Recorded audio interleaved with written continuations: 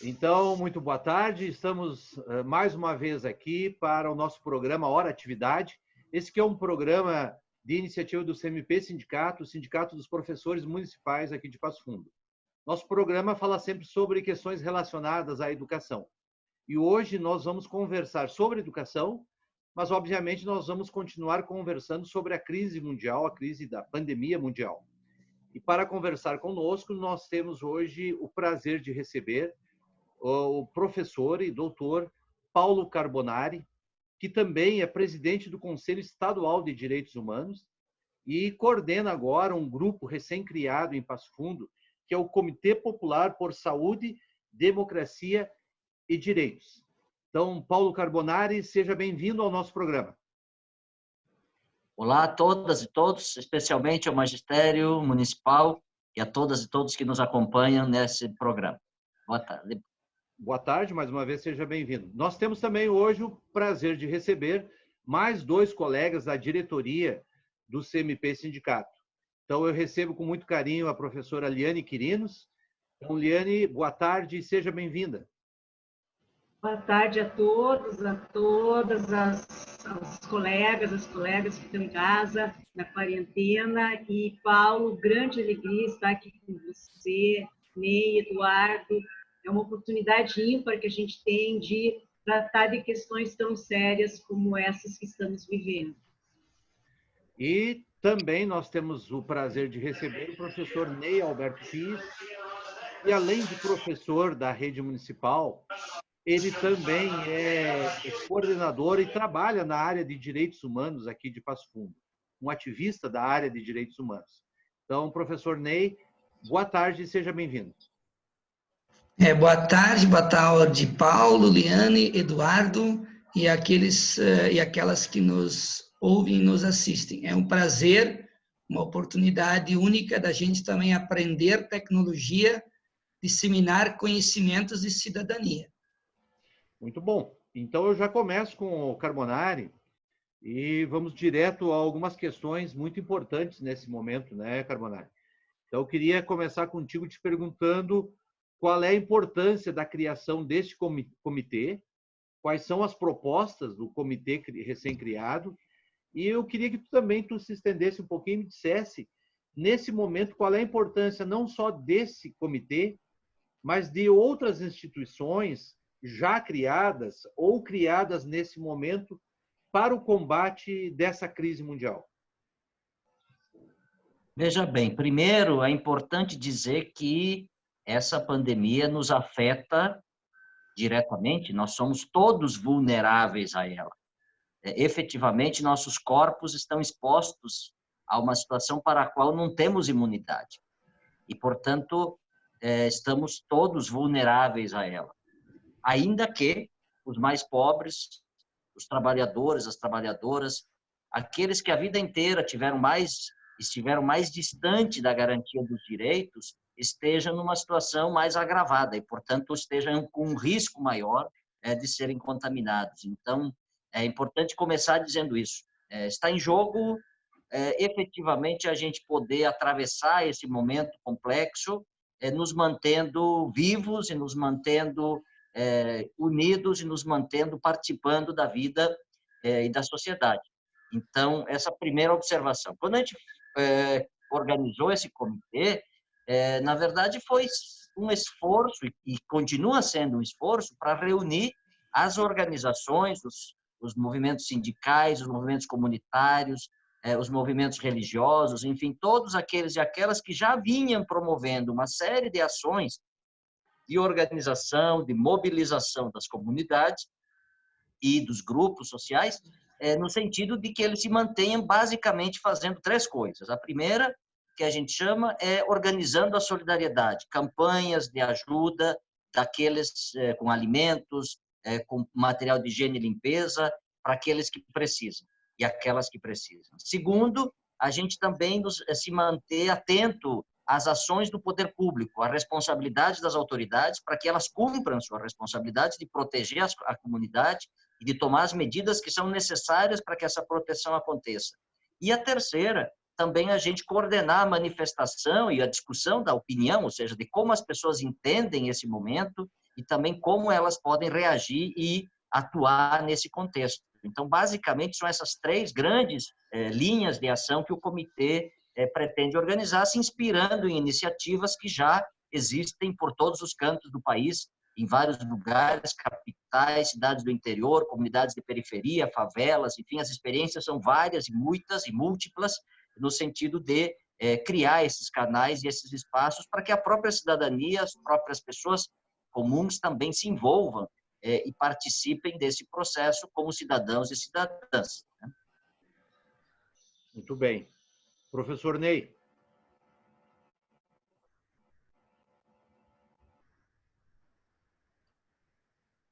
Professor Ney. Alô? Tudo bem.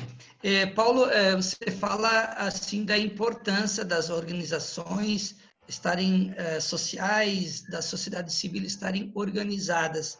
Na leitura deste comitê que congrega essas diferentes organizações da sociedade preocupadas em ajudar ou em cobrar o poder público municipal, qual é a situação dessa crise em Passo Fundo?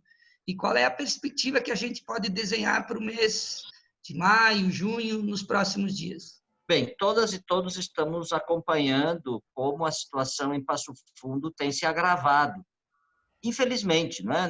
Ninguém quer que as coisas fiquem pior, ninguém quer que as coisas fiquem ruins, ninguém quer que pessoas morram, né?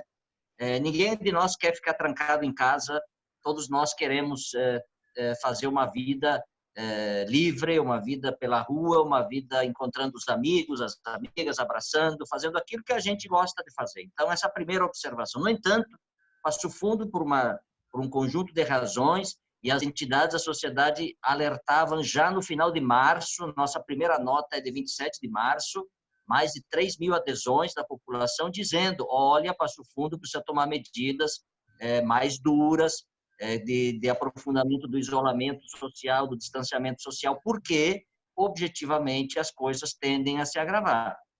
Houveram várias situações nesse contexto, entre as quais surto no frigorífico JBS, que gerou, e agora é confirmado ainda, porque a nossa dúvida era se as medidas recomendadas para que os cuidados com os infectados, os familiares, e agora, com a nova interdição nessa semana, essas medidas, de fato, não foram tomadas, não foram suficientes, ao menos pelo que alegou a vigilância sanitária, e também aquele surto que, infelizmente, atingiu os idosos aqui numa ILPI. Então, esses 2 casos foram, digamos assim, alertas sérios para também chamar atenção de novo à sociedade, e também a medida que o governo do Estado tomou foi o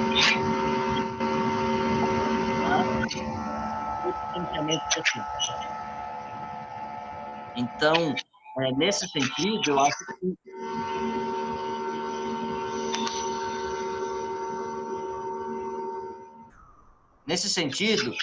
acho que o importante a registrar é que Passo Fundo tem uma situação agravada porque medidas que deveriam ter sido tomadas não foram tomadas pelas autoridades, inclusive quando a prefeitura abriu o comércio, a Comissão de Direitos Humanos cobrou explicações do prefeito, que, aliás, até hoje não vieram, porque a gente interpretou que naquele momento não estavam sendo cumpridas as orientações das autoridades internacionais. Então, eu diria, nós estamos numa situação grave, não só, e não se pode dizer que isso é em razão do que a população não cumpre as orientações e as medidas. É verdade que tem gente que fica fazendo festa à beira da morte, infelizmente, mas também é preciso que se diga, e isso para nós é o mais importante, é que as autoridades não tomaram as medidas necessárias, não exerceram sua autoridade no momento certo, efetivamente agindo para preservar as vidas. Muito bem. Professora Aliane. Então, Paulo, nessa sequência, a gente tem percebido uma pressão muito intensa, né, do setor, especialmente o setor do comércio de Passo Fundo, né, no sentido de retomar essas atividades e eles alegam que a economia depende do comércio estar aberto Como é que você vê isso? Quais são as possibilidades de ação em cima desse tipo de mentalidade? Eu acho que a questão-chave é a seguinte: nós só temos uma escolha nesse momento, que é a escolha de preservar e cuidar da vida.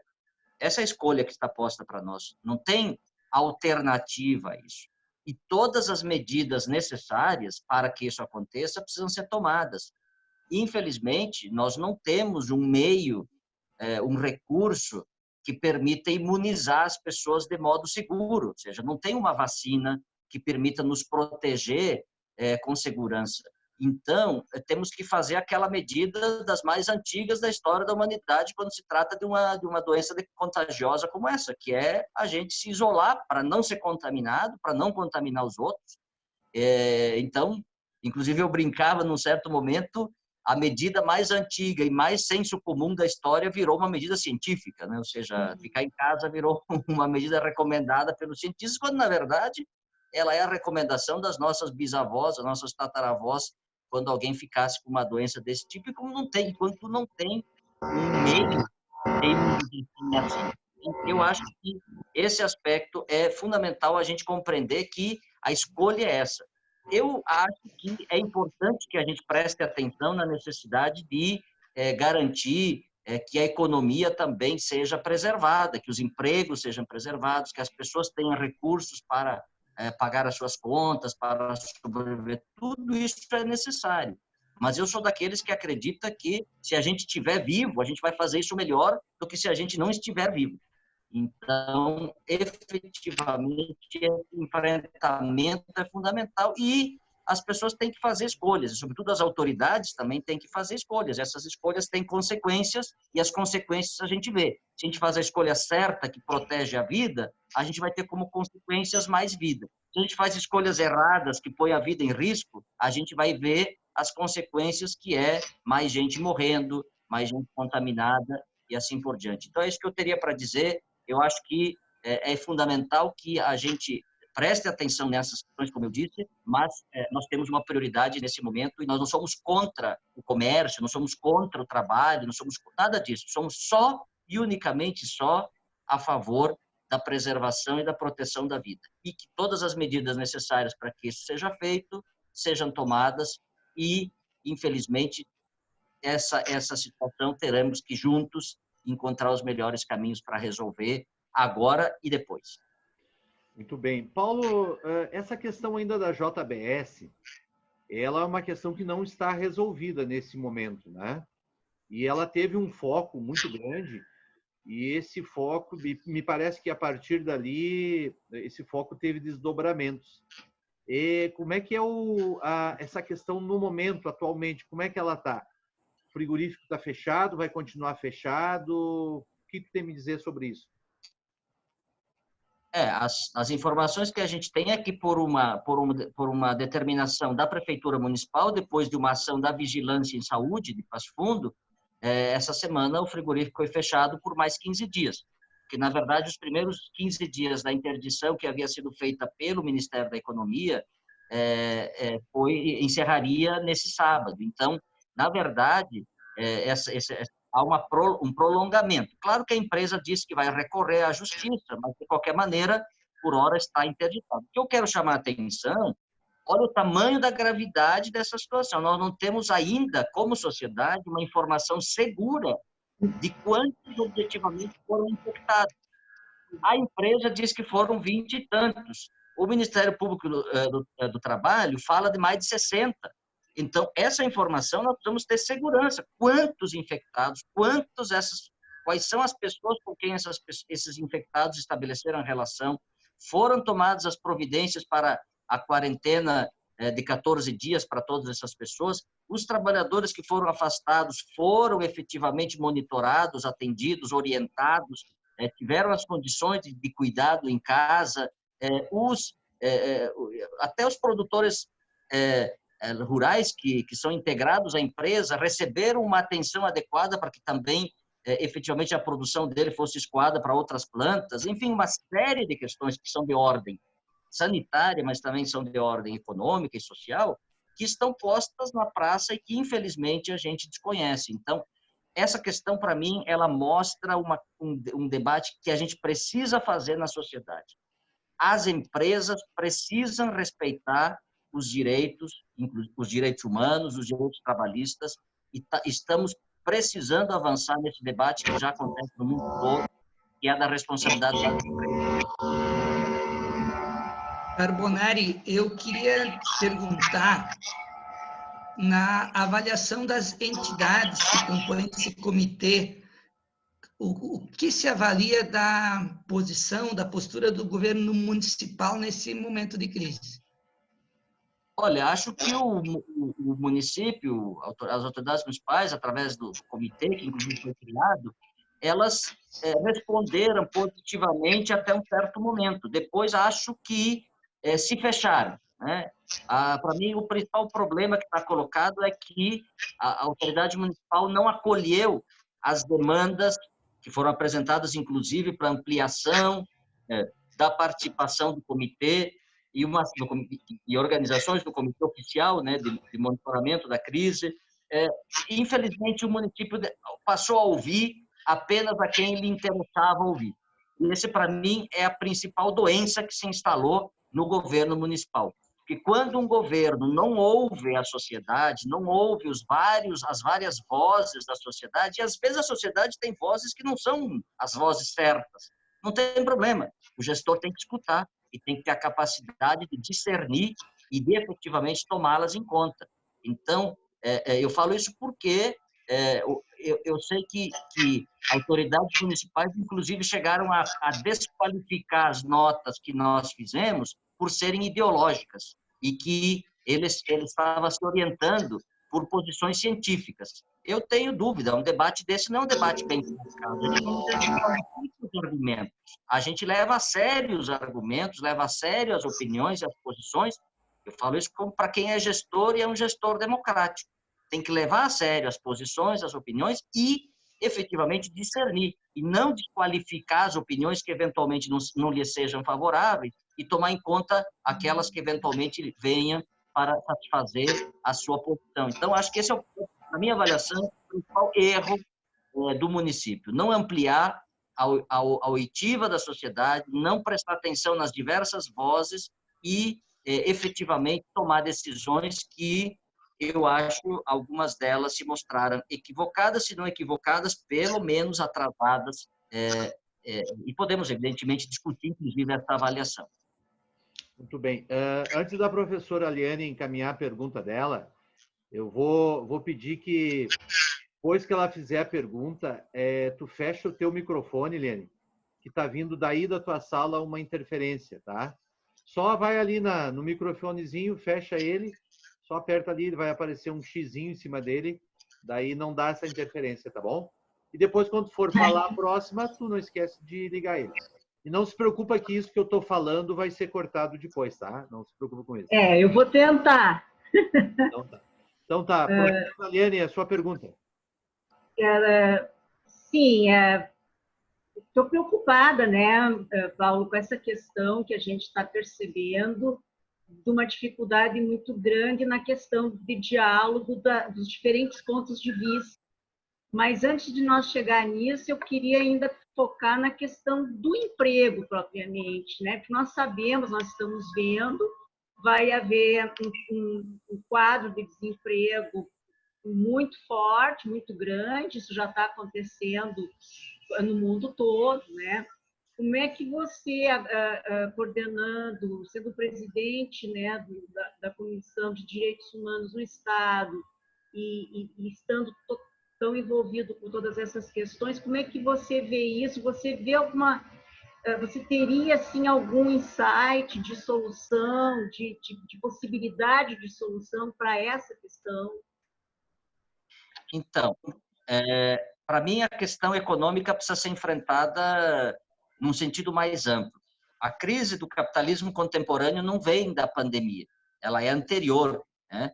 E, portanto, ela é agravada nesse momento e, evidentemente, também, ainda que se possa dizer que ela atinge todo mundo, a gente sabe que ela não atinge da mesma maneira a todo mundo. as perdas do PIB certamente vão afetar muito mais os trabalhadores e as trabalhadoras, os mais pobres, do que os 1% endinheirado do mundo. Isso também a gente sabe.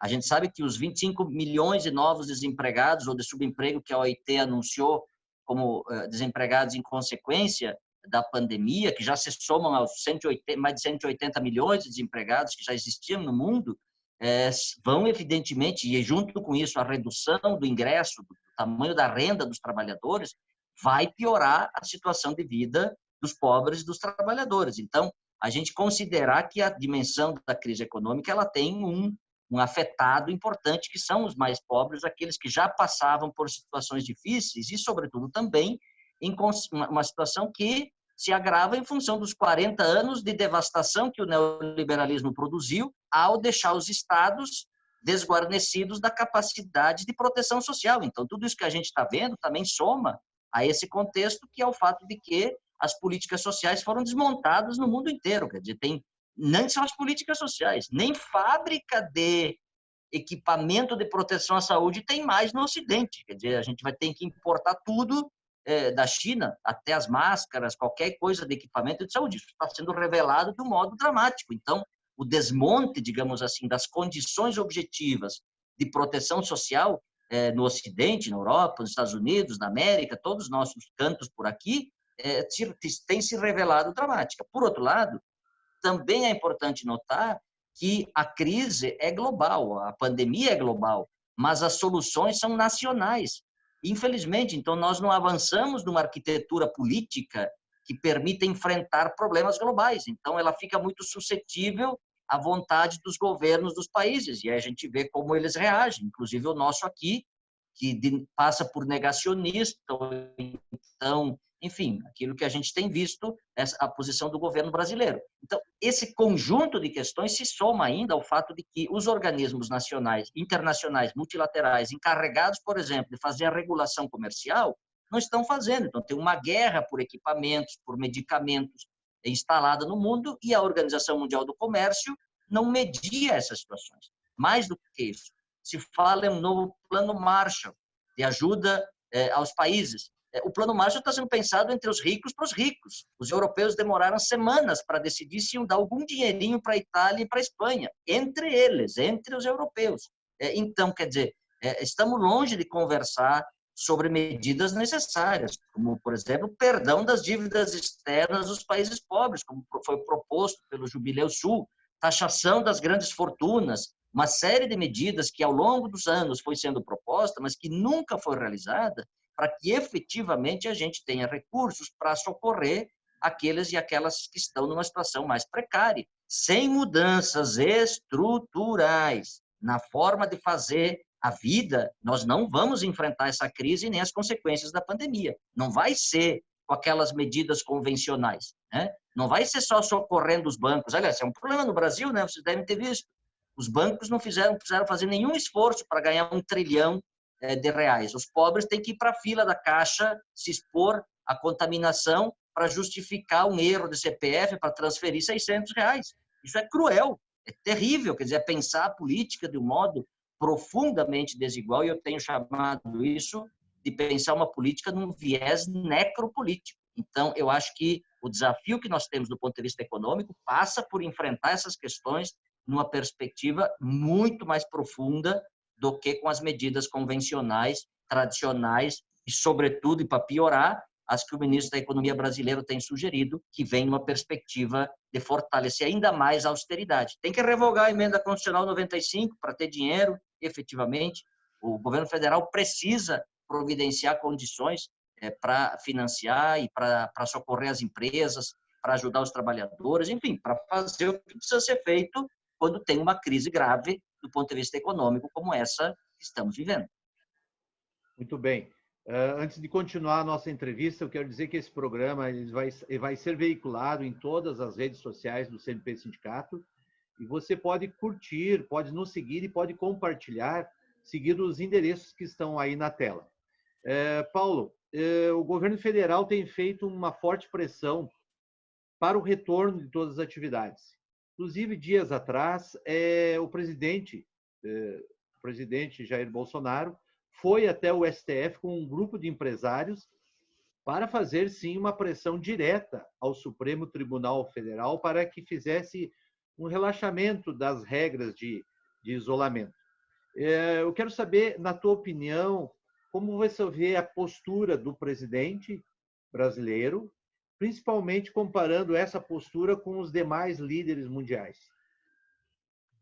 Então, a gente viu, quem assistiu o caso da Nova Zelândia no domingo, publicado pela imprensa, vai dizer, não, Nova Zelândia é uma ilha, é um país pequenininho, tudo bem, tem todas essas variáveis que temos que considerar, mas o que é importante que eu quero chamar a atenção é que os dois fatores que foram indicados pelas autoridades do mundo quando reconheceram o caso da Nova Zelândia são, autoridade e orientação única no enfrentamento da pandemia. 2, medidas consistentes e orientadas para a ação da sociedade. É isso. O que nós estamos vendo aqui é todo o contrário. É uma desorientação total. Quer dizer, um dia se diz uma coisa, no outro dia se diz outra. O presidente sinaliza de uma maneira, o ministro dele sinaliza de outra. Então, essa dinâmica produz aquilo que a Organização Mundial da Saúde tem chamado de infodemia, ou seja, uma pandemia da informação. As pessoas ficam completamente confusas sobre a quem escutar, sobre para que lado ir, sobre o que fazer. E isso a gente vê permanentemente no nosso país. Então, essa observação inicial e geral que eu queria fazer. A segunda, a posição do presidente, eu escrevi sobre isso lá em março ainda, no dia seguinte do pronunciamento dele, acho que foi 24 de março, que o que eu estava vendo ali era necropolítica, para usar um conceito do Achille Mbembe, necropolítica e necrofilia, no sentido do Erich Fromm, em estado puro. Ou seja, é um presidente que faz política para matar. Ele não está fazendo política para preservar a vida, para proteger a vida dos brasileiros. Ele está sugerindo que as pessoas adoeçam, que as pessoas fiquem contaminadas, que afinal, se 70%, 80% tiverem que se contaminar, que se contaminem. Outra vez disse, afinal, se a gente morrer de fome e morrer de pandemia, vai se morrer. Mas eu vou morrer mesmo, e daí? Então, quer dizer, esse conjunto de expressões que temos visto dramaticamente não servem positivamente para orientar a vida e orientar a ação da sociedade de modo adequado. Essa marcha sobre o Supremo, como foi classificada por alguns, é um absurdo. Quer dizer, o Supremo Tribunal Federal ser acossado pelo presidente da República da forma como foi, de um modo desrespeitoso, no sentido de querer constranger o poder, que nem tem poder para isso. O próprio presidente do Supremo diz que quem tem poder é o senhor que tem que acertar as coisas e orientar as coisas com os governadores e os prefeitos. Então, claramente, o presidente patrocinando manifestações autoritárias na rua, que pedem coisas completamente esdrúxulas, como intervenção militar com Bolsonaro, um negócio completamente, um golpe contra o golpe, um negócio que a gente não consegue nem conceber do ponto de vista realista, como é que isso se realizaria. Então, acho que aqui temos um capítulo que alguns têm chamado que é uma pandemia política, né? Ou seja, a pandemia não é só sanitária, mas também é política. E, por outro lado, também a dificuldade das instituições, né, de encontrarem um caminho para dar um chega nesse tipo de prática, né? Ou seja, é preciso também que o Congresso, que a Justiça, avancem em medidas para conter esses desmandos, esses disparates ou essas práticas que, eu usando o termo, classifiquei como necropolíticas. Paulo Carbonari, a educação, somos afinal todos professores e estamos falando para professores, é um setor fundamental envolvido nesta crise da pandemia. Até porque nas escolas se lida com os agrupamentos e a escola é um vetor de disseminação do próprio vírus. Há iniciativas como o governador do Rio Grande do Sul apontando reinício de aulas em junho, o governador do Paraná falou em agosto, enfim, são medidas que estão sendo anunciadas, tomadas, o próprio Conselho Nacional de Educação também já elaborou diretrizes. Como é que você avalia essas medidas todas, pensando objetivamente aulas, ou retorno às aulas? Eu acho que aqui temos um capítulo grande para conversar bastante, viu? Infelizmente, as soluções que têm sido apontadas estão longe de ser sérias, tanto no tempo quanto na metodologia. Acho que precisamos avançar, e ninguém tem uma fórmula pronta para isso. O que a gente sabe é que aquelas imagens que nos chegam da China, ou mesmo de países da Europa, que têm retornado às aulas, eu fico pensando como é que a gente vai garantir aquelas condições de retorno nas nossas escolas públicas, né? Ou seja, com o distanciamento dos alunos, com os equipamentos de proteção, com toda aquela necessidade de segurança que precisamos ter no processo de retorno. Então, acho que a gente tem aqui um capítulo grande, importante para conversar bastante, e eu acho que, desse ponto de vista, quem tem que ser escutados são os professores, são os gestores da educação, né, para que eles possam ajudar a determinar o tamanho, as condições efetivas para que isso possa acontecer. Infelizmente, eu acho que todos nós fomos instados a ter que virar youtubers, programadores culturais, gravador de vídeo e não sei, várias medidas, operar com equipamentos eletrônicos que a gente não sabia muito o que fazer. Então, para fazer encaminhamento de atividades à distância, todas essas questões. Eu acho que isso tudo é muito importante e necessário, mas vamos voltar de novo. Para quem é da classe média, que tem uma boa casa, fique em casa é uma solução bem simples de resolver. Para quem tem água na torneira, lave a mão, é bem fácil de resolver.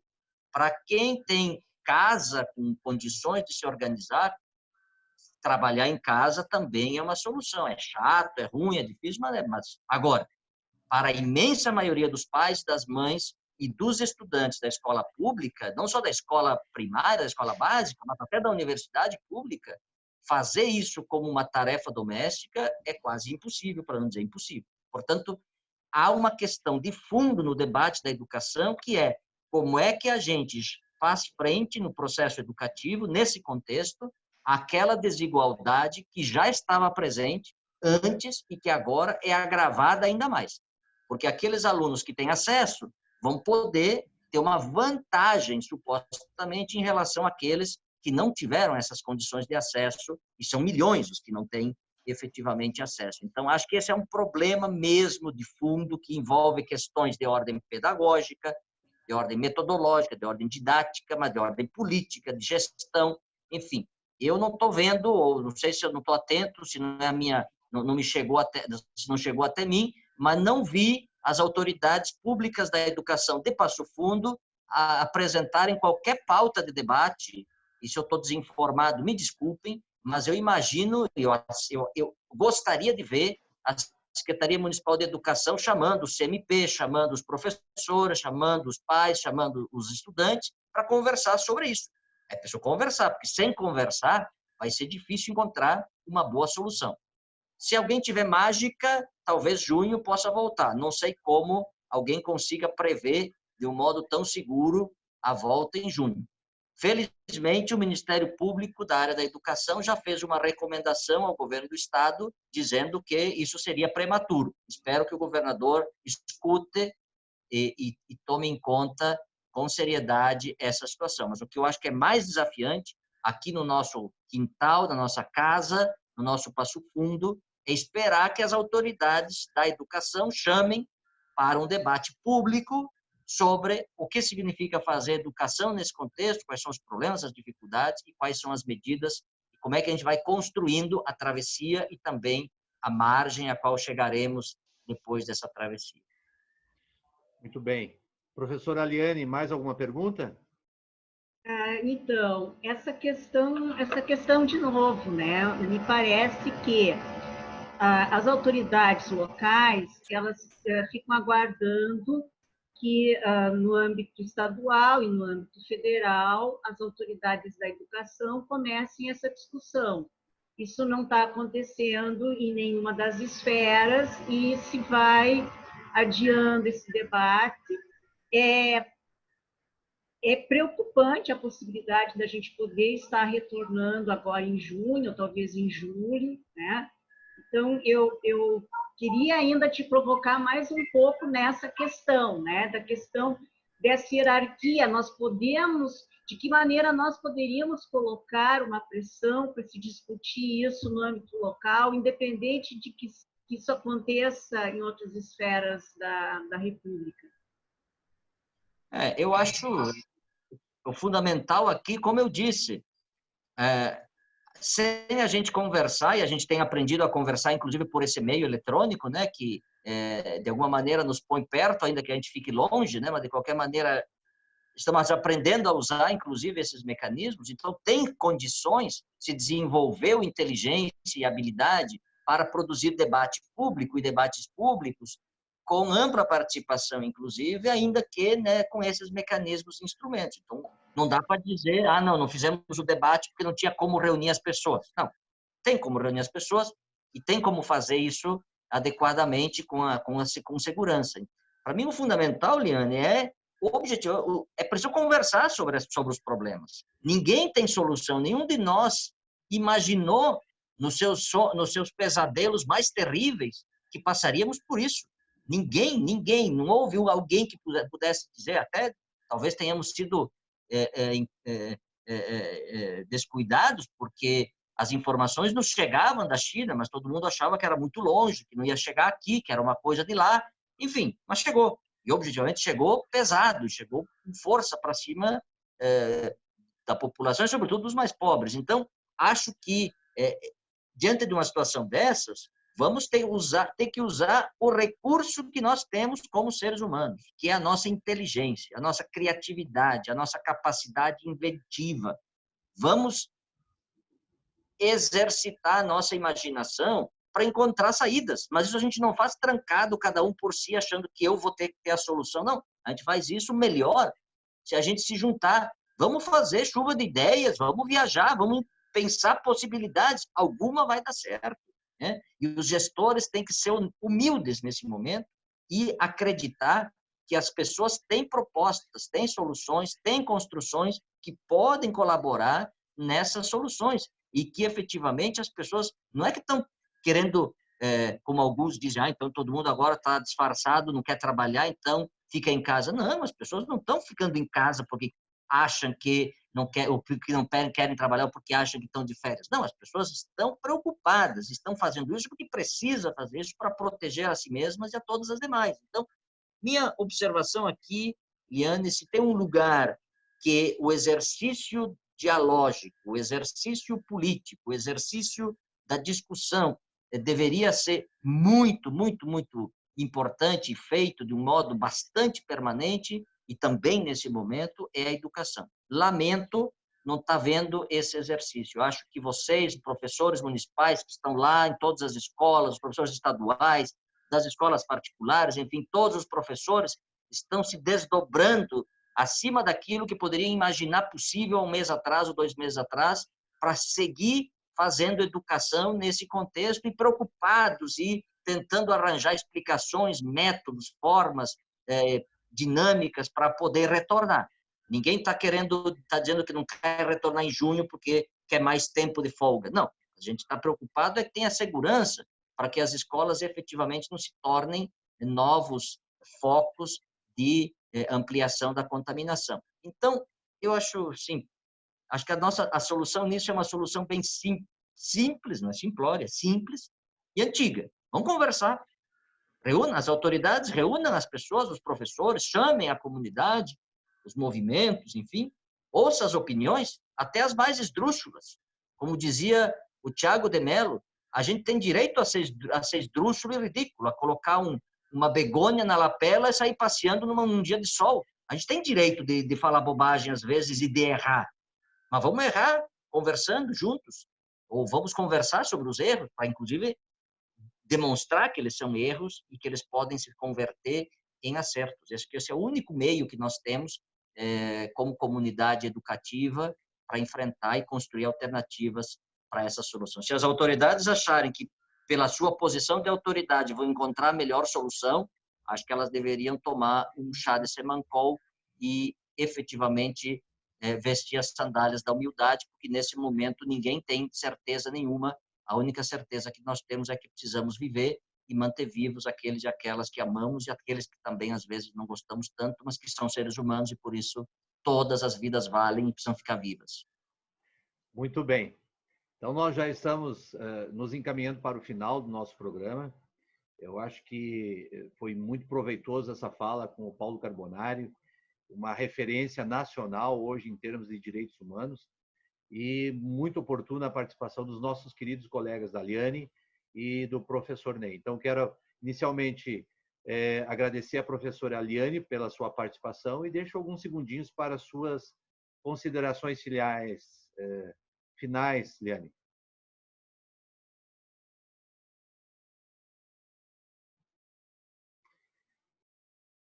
Liane, o microfone.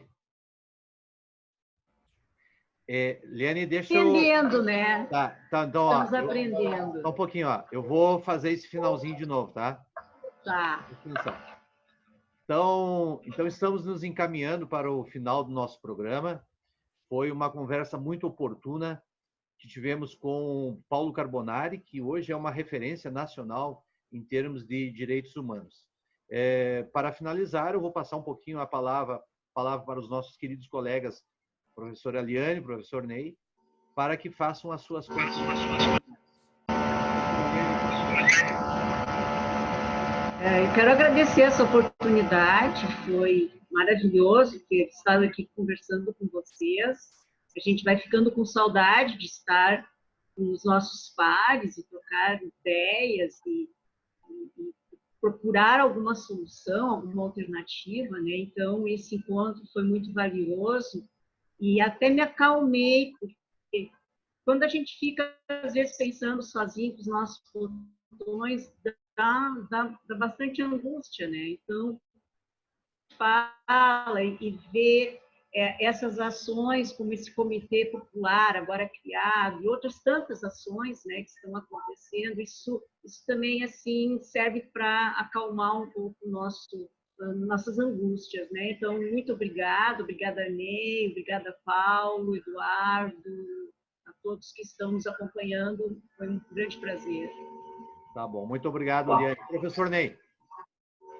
Queria aproveitar, também agradecer a oportunidade, sempre única, né? Todo dia é único, todo encontro é único, e também dizer o seguinte, o grande palco de aprendizagem é a vida de todos nós, e a vida no planeta, a vida em comunidade, sobretudo. Então, a escola, ela é um tempo de passagem, é um tempo importante, e que esse tempo importante de passagem seja com qualidade, porque a gente também não quer retornar às aulas sem qualidade de educação, sem qualidade de aprendizagem, mas também a gente não pode esquecer que nesta quarentena de mês, 2, sei lá quanto tempo for, a gente também está aprendendo como ser humano, como sociedade. Então, a escola, sim, ela é um local especial de aprendizagem, mas o nosso grande palco de aprendizagem é a própria vida, é a vida em sociedade. Então, não estamos parados enquanto sociedade, estamos aprendendo, renovando nossos conhecimentos, aprendendo coisas novas e também aprendendo a lidar com os nossos sentimentos, de certa forma, em casa, né? Excluídos da sociedade e da convivência. Muito obrigado. Muito obrigado, Ney. Carbonari, mais uma vez, agradeço a tua gentileza, a tua atenção em nos receber, né, na tua casa, para a gente ter esse diálogo, como você disse, tão pertinente, tão importante hoje, o fato de podermos dialogar e de conversar. Então, mais uma vez, Carbonari, muito obrigado. Obrigado a vocês, foi muito bom, prazer grande poder conversar. Enfim, a gente, como diz, precisa dizer o que a gente pensa e precisa estar disponível a escutar o que os outros pensam. Esse é o mais importante de uma sociedade democrática, esse é o mais importante da educação. Eu acho que aqueles que acreditam que vão voltar à vida normal podem se decepcionar, até porque a vida normal foi o que nos levou a essa pandemia. Então, quem sabe a gente exagere um pouco na nossa capacidade criativa, quem sabe a gente libere o nosso desejo do impossível, Quem sabe a gente amplie nosso desejo do infinito e consiga imaginar e, com isso, começar a realizar uma outra sociedade que efetivamente proteja todas as vidas, porque, eu insisto, todas as vidas valem e todas precisam ser cuidadas e protegidas nesse e em todos os momentos. Obrigadão.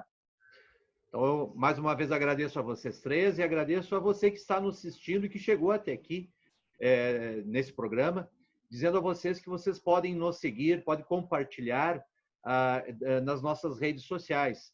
Basta seguir esses links que estão aí na tela e nós podemos, aos poucos, ter um envolvimento maior, não só com as questões da educação, mas também com outras questões de interesse da sociedade. Então, mais uma vez, o nosso agradecimento e uma boa tarde a todos. Isso aí, pessoal. Valeu, obrigado. Obrigado.